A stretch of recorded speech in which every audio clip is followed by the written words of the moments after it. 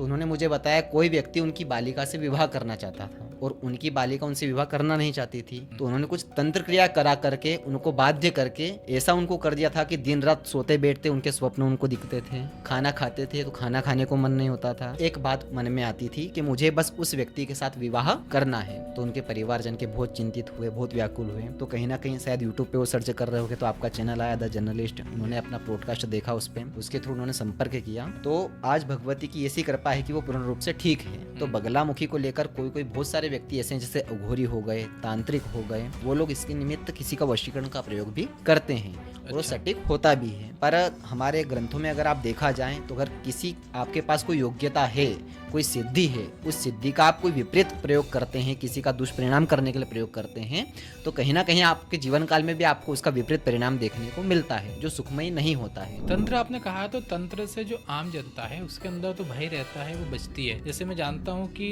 उज्जैन में काल भैरव मंदिर है, तो वहाँ पर जो बहुत सामान्य व्यक्ति है वो कई बार जाने से इसलिए डरता है कि वहाँ पर शराब चढ़ती है, तो वहाँ पर अनेक प्रकार की चीजें होती होंगी, तंत्र होते होंगे। वैसे ही क्या आम आदमी को भी बगलामुखी जाने से बचना चाहिए क्या? बहुत सारी भ्रांतियां ये भी फैलाई जाती है कि पांडव द्वारा स्थापित किया गया है, बल्कि ऐसा नहीं है। पांडवों द्वारा यहाँ पर आराधना की गई है। मंदिर पहले से था? जी, मंदिर पहले से था। अच्छा। अब इसमें भी क्या दो विषय है, जैसे शक्तिपीठ होता है, सिद्धपीठ होता है। तो एक और तो आप कह रहे हैं कि भगवती सिद्धपीठ है। सिद्धपीठ वो होते हैं जो स्वयं भूमि से उजागर होते हैं। हाँ। और दूसरी ओर आप कह रहे हैं कि पांडवों द्वारा स्थापित किया गया है, तो वो फिर उसमें निषेध होता है। सब लोग यही बताते हैं कि लखुंदर नदी है ना, कि लक्ष्मणा नाम लक्ष्मणा है, पर मुख्य जो नाम है वो लक्ष्मणा नाम है। जैसे इंदौर में भी कान्ह नदी है तो उसको खान नदी नाम से उसको प्रख्यात हुआ है। तो इस कारण वो वगला के बगला हुआ था। जहाँ पर भी विजय का पक्ष आ जाता है वहाँ पर भगवती का आराधना विशेष रूप से की जाती है, चाहे वो राजनेताओं के ऊपर हो, कोर्ट कचोरी के ऊपर हो, शत्रुओं के ऊपर हो। जहाँ भी राजकीय विजय का विषय आ गया वहाँ पर भगवती तत्काल उसका प्रभाव देती है। वहाँ पर हवन इत्यादि कर्म करवाने से आपको उसका तत्काल परिणाम देखने को मिलता है। इस कारण बड़े बड़े राजनेता, आज की तारीख में ऐसा कोई राजनेता नहीं है जो वहाँ पर भगवती के दरबार में नहीं गया हो, वहाँ पर शीश उसका नहीं झुका हो। गुप्त नवरात्रि जो होती है वो साधना के लिए मुख्य बताई जाती है। उसमें कुछ ऐसा था, बगलामुखी नमस्तुभ्यम वरदे मातृरूपिणी सर्व दुख निवारणार्थम बगलामुखी रक्षदाम। नमस्कार, आप सभी का स्वागत है द जर्नलिस्ट के पॉडकास्ट की एक और एपिसोड में। माँ बगलामुखी पर हमने 2 पॉडकास्ट किए हैं, उसके बाद भी आम जनता की, श्रद्धालुओं के प्रश्नों की संख्या लगातार बढ़ती जा रही है, कम नहीं हो रही है, जिज्ञासाएं बढ़ती जा रही है। इसीलिए फिर से उसी विषय पर लेकिन कुछ नए प्रश्नों के साथ हमारे साथ हैं माँ बगलामुखी नलखेड़ा के साधक पंडित जी श्री अभिषेक शर्मा जी। और शर्मा जी से आज हम बात करेंगे, पंडित जी से हम बात करेंगे नलखेड़ा में बगलामुखी से संबंधित, तंत्र विद्याओं संबंधित और अन्य सवालों पर। तो पंडित जी, जो आपसे बात करने के बाद हमारे पास कमेंट्स के रूप में या कॉल्स के रूप में या ईमेल्स पर द जर्नलिस्ट पर जगह जगह जो संदेश प्राप्त हुए, उनमें से एक संदेश यह भी है कि बगलामुखी हमारे घर से बहुत दूर हो, आपके जो वीडियोज हैं वो विदेशों में भी गए हैं। तो ये संदेश बार बार आता है कि क्या माँ बगलामुखी की साधना घर पर भी की जा सकती है क्या? जी बिल्कुल, बहुत अच्छा प्रश्न है आपका। देखिए, बगलामुखी जैसे कि हमारे पिछले पॉडकास्ट में चर्चा हुई थी कि 10 महाविद्याओं में आती है। तो 10 महाविद्याओं की सामान्यतः साधना तो हर व्यक्ति को करनी नहीं चाहिए, पर जो व्यक्ति दीक्षित है, जो बगलामुखी कार्य में लगा रहता है, भगवत दीक्षित है भगवती स्थान से, वो व्यक्ति अपने घर पर कर्म कर सकता है। तो साधना के निमित्त उनको ये कुछ 3-4 पॉइंट होते हैं जिसका अच्छे ध्यान रखना चाहिए। जैसे कि हो गया कि जिस समय आप भगवती की साधना कर्म कर रहे हैं, आराधना कर्म कर रहे हैं, मांसाहारी इत्यादि का प्रयोग आप घर पर ना हो जी। प्लस में कहीं कहीं पे वर्णन ये भी आता है कि जो लहसुन प्याज इत्यादि होते हैं उनका भी सेवन दिनों के में नहीं करना चाहिए जी। प्लस में अगर कर रहे हैं तो भगवती की पीताम्बरा पीठ बोला जाता है, पीताम्बरा देवी बोला जाता है, तो जितना पीले कलर का प्रयोग उसमें कर सकें, जैसे कि वर्णन आता है भगवती के हम जप कर्म इत्यादि करते हैं तो वह भी हरिद्रा की माला से करना चाहिए। अच्छा। जो हल्दी की गांठ से निर्मित होती है। ऐसी माला आपको अमेज़ोन वगैरह पे भी मिल जाती है, या चाहे तो आप दतिया वगैरह से, बगलामुखी मंदिर से भी वो मंगवा सकते हैं कुछ सिद्ध करके, तो उसका प्रभाव थोड़ा और ज़्यादा हो जाता है जब इत्यादि के निमित्त। प्लस भगवती का पीला आसन लगा करके जब तब कर्म आराधना कर्म करना चाहिए। पीले वस्त्र आपको उस दौरान पहनना चाहिए। पीली हल्दी से भगवती का अर्चन कर्म इत्यादि कर्म करना चाहिए, जिससे भगवती अतिशीघ्र प्रसन्न होती है और जो भी आपकी इच्छा होती है, जिस भाव को लेकर आपने कर्म किया है, वो शीघ्र ही आपको उसका फल उचित प्रदान करती है। मेरा एक सवाल ये भी था कि इसे तंत्र की देवी भी कहा जाता है क्या? जी। और तंत्र जब शब्द आता है तो एक साथ में भय भी आता है, तो क्या इससे डरना भी चाहिए क्या? और आपके जीवन में तंत्र संबंधित, बगलामुखी की पूजन संबंधित ये कोइंसिडेंट कभी हुआ है क्या? जी बिल्कुल, बहुत अच्छा प्रश्न लगा आपका ये भी तंत्र संबंधित का। अब इसमें विषय ऐसा है कि बगलामुखी जो है ये तंत्र के विषय में ही विशेष प्रख्यात होती है। जी। वैसे तो कामाख्या मंदिर से मूल तंत्र निकला है ऐसा प्रख्यात पूरे विश्व में है, अच्छा। पर जो 10 महाविद्याएं होती हैं 10 महाविद्याओं की तंत्र की मूल देवी कहा जाता है। अच्छा। और उसमें 8वें स्थान पर बगलामुखी माता आती है जिसे स्तंभन की देवी। तंत्र की काट यदि किसी व्यक्ति को करना है, किसी के ऊपर कुछ तंत्र प्रयोग करा कर रखा है, उसका निवारण यदि करना है तो बगलामुखी का कार्य करवाने से वो शीघ्र ही उसका निवारण देखने को मिलता है। अब तंत्र के हमें बहुत सारे अलग अलग विषय भी देखने को मिलते हैं, जैसे कि बगलामुखी मंदिर नलखेड़ा में जो तंत्र के विषय होते हैं, मुख्यतः तंत्र के 4 भाग बताए जाते हैं सामान्यतः हमें। एक होता है सात्विक, एक होता है तंत्रोक्त, एक होता है अघोर, एक होता है तामसिक। अच्छा। ऐसे 4 भाग में मुख्यतः तंत्र को विभाजित किया गया है। अब उसमें अगर आप बगलामुखी मंदिर की बात करें, वहाँ पर 2 भागों को लेकर विशेषकर पूजा होती है।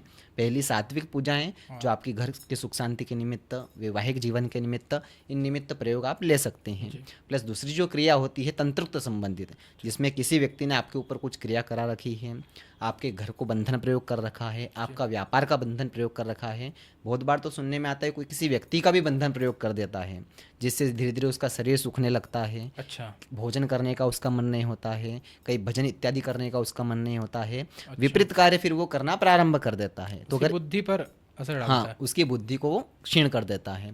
तो अगर बगलामुखी का आप कार्य करते हैं तो भगवती आपको तो ठीक करती है, प्लस जो व्यक्ति आपके निमित्त कुछ दुष्प्रभाव कर रहा है, दुष्क्रियाएं कर रहा है, जी। उसकी बुद्धि को विपरीत कर देती है कि आपके खिलाफ चाहकर भी कोई क्रिया फिर वो ना कर पाए। अच्छा। प्लस एक बहुत अच्छा है संदर्भ भी आता है, एक हमारे जजमान थे, जैसे आपने बताया कि आपके माध्यम से बहुत सारे बाहर के लोगों ने भी हमारे वीडियो वगैरह को देखा है। तो अमेरिका से एक भैया का कॉल आया था, जी। तो उन्होंने बताया था कि उनकी बालिका है, उनकी बालिका को किसी ने तंत्र क्रिया के कर रखा है, बाध्य कर रखा है उससे। अच्छा। तो उससे निवारण के निमित्त उन्होंने मुझे संपर्क किया था। तो मैंने उनसे सामान्यतः पूछा भी सही कि किस विषय को लेकर के तंत्र क्रिया है, क्या नहीं है।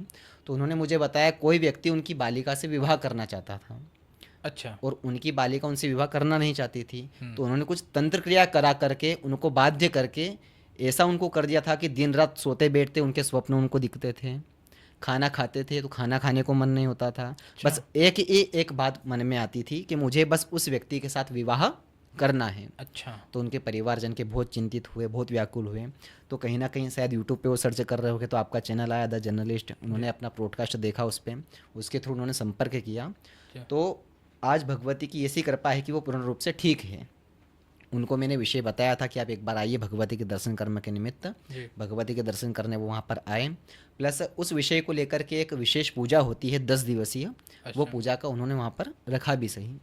पूजा के दौरान वहीं पर रहे, प्रतिदिन भगवती का अर्चन कर्म, आराधना कर्म, पुष्पार्चन कर्म, अलग अलग औषधियों द्वारा, सामग्री द्वारा, हवनात्मक कर्म क्रियाओं द्वारा वहाँ पर उनका संपन्न हुआ। 10 दिवस में पश्चात जब वापस घर की रवानगी लेने वो आए तो उनकी बालिका पूर्ण रूप से संतुष्ट थी, सुखमयी थी और अब अच्छा जीवन भी वो व्यतीत कर रही है भगवती की असीम कृपा से।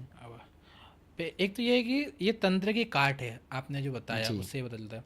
क्या बगलामुखी के माध्यम से भी तंत्र किया जा सकता है क्या? क्या बगलामुखी के माध्यम से भी किसी को वश में किया जा सकता है, कि बंधन किया जा सकता है क्या, या केवल बगलामुखी केवल काट करती है? देखिए इसमें ऐसा विषय है कि बगलामुखी तंत्र विषय में आती है, तो कोई विषय ताला अगर लगा सकता है तो ताला को खोलना भी उसको आता है। तो वही विषय होता है, मान लो किसी चीज़ की कार्ड भी अगर होती है तो बगलामुखी को लेकर कोई बहुत सारे व्यक्ति ऐसे हैं जैसे अघोरी हो गए, तांत्रिक हो गए, वो लोग इसके निमित्त किसी का वशीकरण का प्रयोग भी करते हैं और वो सटीक होता भी है।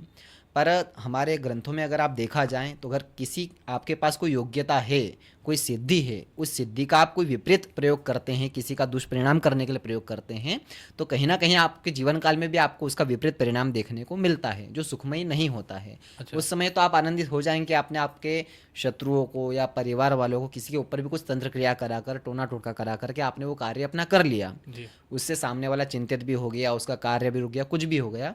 पर कहीं ना कहीं आपको बाद में जाकर के आपको या आपके पुरखों को या फिर आपके जो वंशज आगे आने वाले हैं उनको उसका दुष्परिणाम देखने को मिलता है।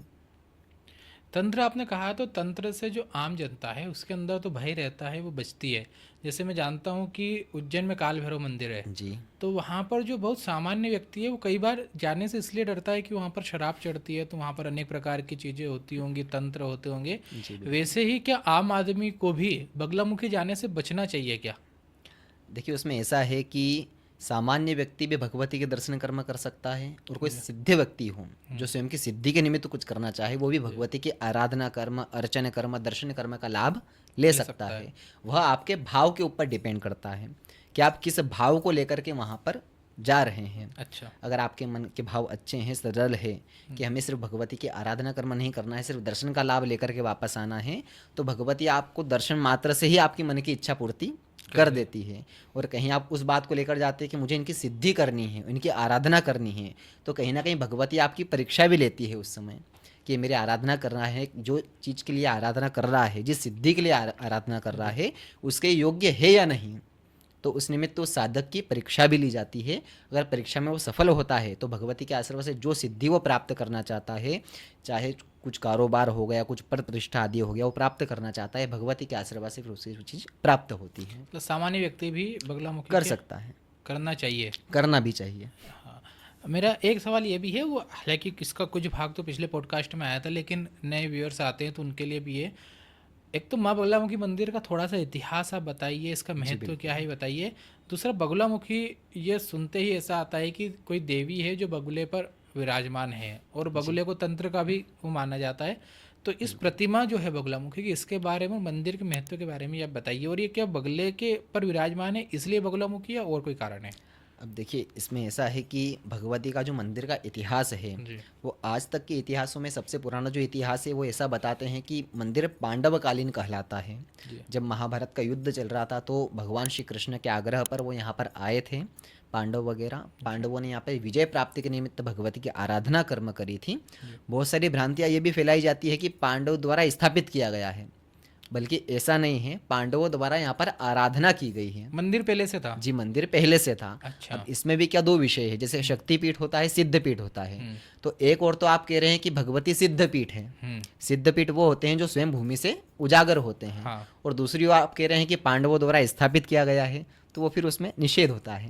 अच्छा। मंदिर स्वयंभू है, पांडवों ने आकर यहाँ पर आराधना कर्म की थी या भगवती फिर की शक्ति के निमित्त। प्रतिमा स्वयंभू होगी, मंदिर जी, बनवाया मंदिर बाद में बनवाया गया, प्रतिमा स्वयंभू है। अच्छा। तो उस समय प्रतिमा भगवती की हुआ करती थी, जिनके सामने उन्होंने भगवती की आराधना इत्यादि कर्म किया था। महाभारत युद्ध की? जी, महाभारत युद्ध में विजय प्राप्ति के निमित्त, तो भगवती के आशीर्वाद से विजय की उनको प्राप्ति भी हुई। फिर आपका दूसरा सवाल था कि भगवती को बगलामुखी क्यों कहा जाता है, और पहला व्यक्ति के मन में स्पष्ट रूप से सवाल आता है कि बगलामुखी तो बगले के ऊपर विराजमान होंगे या उनका वाहन बगला होगा, ऐसा कुछ होगा। बाकी वेदों पुराणों में जो इनका मुख्य वर्णन आता है वह आता है वल्गा। अच्छा। वल्गा देवी। अब वल्गा धीरे धीरे समय व्यतीत होते होते वल्गा से वगला हुआ, वगला से बगला हुआ, फिर बगला से बगुला हो गया। तो उसका संधि विच्छेद होते होते उसकी व्याख्यान कुछ इस प्रकार से प्रकट हुई। जैसे कि जस्ट भगवती का जो मंदिर हम देखते हैं, मंदिर के जस्ट पीछे आप देखेंगे तो एक नदी भी आती है, जिसे पुराणों में लक्ष्मणा नदी बोला जाता है। पर उसका धीरे धीरे संधि विच्छेद होते होते लक्ष्मणा से वो लखुंदर नाम हो गया। अब भ्रंश हो गया उसके जी, समय के साथ। तो अब जो नाम नए सुनने में आते हैं, कोई पूछता है कौन सी नदी है, सब लोग यही बताते हैं कि लखुंदर नदी है, ना कि पर लक्ष्मणा वो नाम लक्ष्मणा लेते हैं। है। पर मुख्य जो नाम है वो लक्ष्मणा नाम जैसे है। इंदौर वहाँ में का भी कान्ह नदी है, तो उसको खान नदी, खान नदी नाम के से अंतर्गत। उसको प्रख्यात हुआ है। जी, तो इस कारण वो वगुला वगला के बगला हुआ था। बगला हुआ। और प्रतिमा में जो हमें 3 देवियां दिखती है, वो एक ही देवी है या अलग अलग देवी है? एक बार ये उनमें भी भगवती के 3 रूप हैं। जी। मूर्ति एक ही है पर वो 3 भाग में विभाजित है।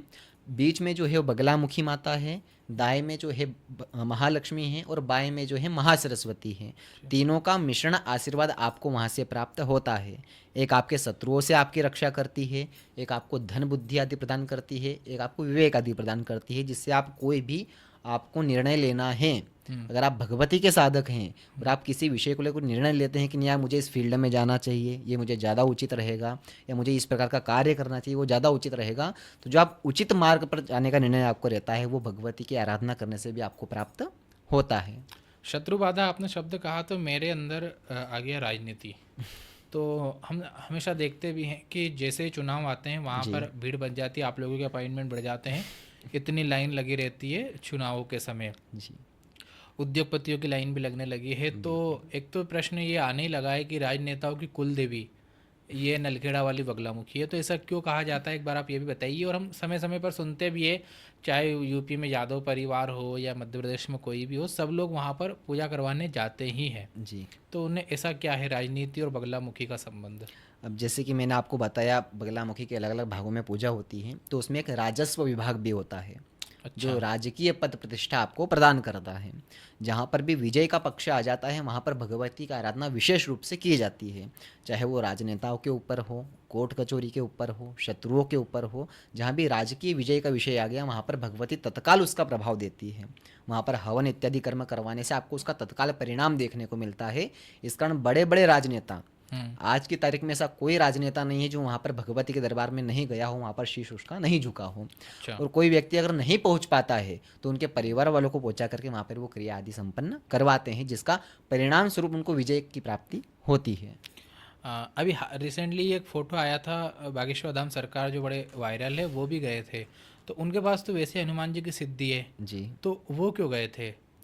और वैसे ही अंबानी परिवार भी अपने किसी व्यक्ति को भेजता ही है, तो जी बिल्कुल। इनके पास तो इतना धन है तो भी भेजने की ज़रूरत क्यों पड़ रही है? अब जैसे कि हमारे गुरुजी बहुत अच्छा व्याख्यान सुनाते थे हमको जी। कि आप ब्राह्मण जो होते हैं, ब्राह्मण देवता एक मटके के रूप में होते हैं, और जो श्रद्धालु जन होते हैं, भक्तजन होते हैं, वो जो समस्या आपके पास लेकर के आते हैं वो एक प्यास के समान होती है। वो मटका देख करके आपके पास तो आ जाएंगे कि ये मटका है, ये हमारी प्यास बुझा सकता है, पर वो मटके के ऊपर डिपेंड करता है कि वो मटका खुद को खाली रखता है या भरा हुआ रखता है। अब मटका यदि आपने खाली रखा तो व्यक्ति तो आपके पास आएगा, पर वो खाली मटका देखकर वापस लौट जाएगा। ऐसे ही जो सिद्धि होती है, जो साधनाएं होती है, व्यक्ति अपने जीवन में एकत्रित करता है, उनका मूल महत्व होता है। अगर किसी व्यक्ति का किसी ने कार्य किया तो धीरे धीरे वो सिद्धि भी उसके पास से आवागमन करती रहती है, कम ज़्यादा होती रहती है। इस निमित्त चाहे बागेश्वर धाम सरकार ही क्यों ना हो, बड़े बड़े राजनेता क्यों ना हो, अंबानी परिवार क्यों ना हो, उनको भी हमेशा भरा हुआ चाहिए कि हमारे पास या तो ज्ञान का भंडार भरा रहे, धन का भंडार भरा रहे, हम उससे कभी भी अतृप्त ना हो। कहीं ना कहीं साधना के माध्यम से हमारी साधना किसी प्रकार से कम ना हो, वो बढ़ती ही जाए। इस निमित्त वहाँ पर सभी अनेक साधु संतगण आते हैं, अघोरी आते हैं, तांत्रिक आते हैं। इस निमित्त ये आते हैं कि उनकी प्रतिष्ठा, मान प्रतिष्ठा और जो सिद्धि है वो सिद्धि कभी कम ना हो, और कम बाई चांस होती भी है तो भगवती की आराधना करने से वापस वो धीरे धीरे बढ़ती रहे।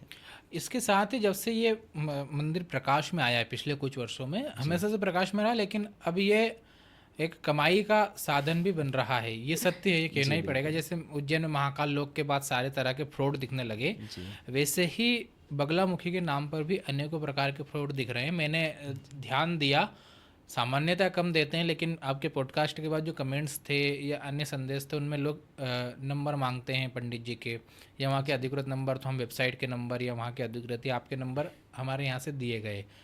लेकिन कुछ लोग थे जो अपने भी कमेंट बॉक्स में नंबर डाल रहे थे, और फ्रॉड लोग भी पकड़ाए जाते हैं। अभी 300 से ज़्यादा पंडितों की ऐसी सूची है जो वहाँ पर आना चाहते हैं, पूजन करना चाहते हैं। तो वहाँ के वेरीफाइड पंडित कौन है जो वहाँ पे पूजन करवाते हैं, एक बार ये कैसे पता चले किसी को भी, वरना ठगा ना जाए वो। फिर वो ठगा जाएगा तो मंदिर की प्रतिष्ठा, बगलामुखी मंदिर की प्रतिष्ठा कम होती है। बिल्कुल। अब उसमें ऐसा विषय है कि जैसे आप मंदिर में एंटर होते हैं भगवती के दरबार में, तो समिति द्वारा भी आजकल बहुत सारे फ्लेक्स की व्यवस्था वहाँ पर हो गई है। अच्छा। उन्होंने हवन इत्यादि के भी फ्लेक्स वहाँ पर लगाए हैं कि हवन कर्म की जो राशि होती है वो भी उस पर सुनिश्चित की गई है कि इतने में आपका ये हवन कर्म इत्यादि होगा। वो हवन कर्म का है, बाकी अनुष्ठान कर्म आपको करवाना है, कुछ विधिवत कर्म करवाना है आपकी समस्या को लेकर के, तो उसका आप अपने ब्राह्मण जन से भी आप चर्चा होती है, उससे वार्तालाप करके आप उसका तय कर सकते हैं। बाकी जो सामान्यतः हवन होते हैं वो वहाँ पर उन्होंने प्रकाशित कर रखे हैं, एक बोर्ड फ्लेक्स लगा रखा है जिन्होंने 3 प्रकार के हवन उन्होंने उसमें बताए हैं। एक कुछ 2100 रुपये का भी है, 5100 का भी है, 11,000 का भी है। ऐसे 3 प्रकार के भिन्न भिन्न हवनों के विषय में उन्होंने वहाँ पर संक्षिप्त में लिखा गया है कि इस हवन का आप इतनी राशि दे करके इसका कर्म संपन्न आप करवा सकते हैं।